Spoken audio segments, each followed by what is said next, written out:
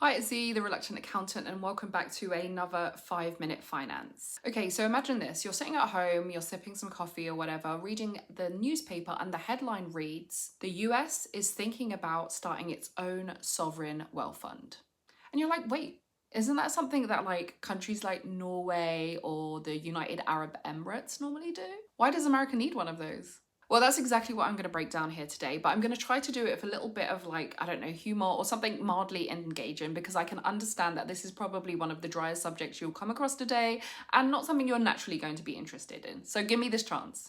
Now, if you're wondering what exactly is a sovereign wealth fund, let me break it down for you. Think of it like this. You've got this rich uncle and he starts this side hustle with money that he's making from his regular job. So instead of just spending it, he sets up this like separate fund and he puts it in there and he uses it to invest in like stocks, in real estate, in new business ventures in order to grow his wealth over time. And so that essentially is a sovereign wealth fund, except it's not a rich uncle, it's the government. So why is the US suddenly thinking about one? Well, funny enough, you can thank both Donald Trump and Joe Biden for this. Yeah, you heard that right. This is an idea that both sides of that political spectrum seem to be interested in. Trump, being on brand and being Trump, recently promised that it would be the greatest sovereign wealth fund in the world. And Biden's advisors are also working on a version of that. So imagine that in 2024, a bipartisan agreement. Well, I never. So if you want to understand whether the US really needs one of these or not, you have to kind of first look at why countries create these wealth funds. Typically, this is done because there's a lot of cash coming in from a single source. So for example, in the case of Norway and the UAE, that would be oil. So it's like a farmer during harvest season. You know, you're an apple farmer and you've got too many apples, so you store some of them for the winter or in case future generations need them. But here's the kicker. The US doesn't actually have that kind of windfall. Sure, America is a major energy producer, but most of the drilling happens on private land, not federal. So in 2022, for example, the government earned just $7 billion from drilling of oil and gas on federal land. And while 7 billion obviously sounds like a lot of money, it is like chump change in comparison to the trillions of GDP. So for comparison, by example, Norway's oil revenue is 10% of their GDP. So the US doesn't have this pot of gold sitting there ready to invest in a sovereign wealth fund. But wait, there's more. So some folks are like, oh, well, just fund it with like bond sales or with taxes. But here's the problem with that. Every dollar that is put into this wealth fund in that way is a dollar that's taken away from schools, from highways, from, other stuff that people actually use.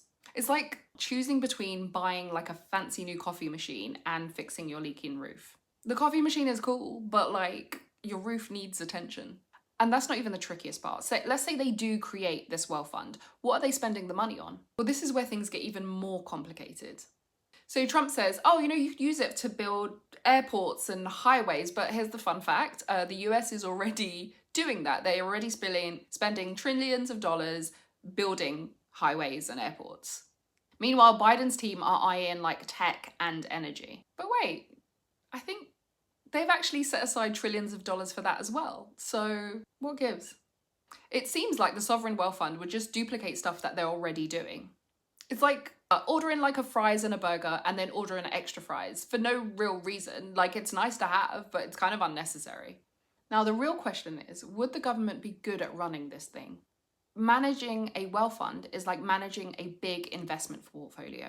You have to pick stocks, bonds, real estate, and even private companies to invest in, all while aiming for high returns.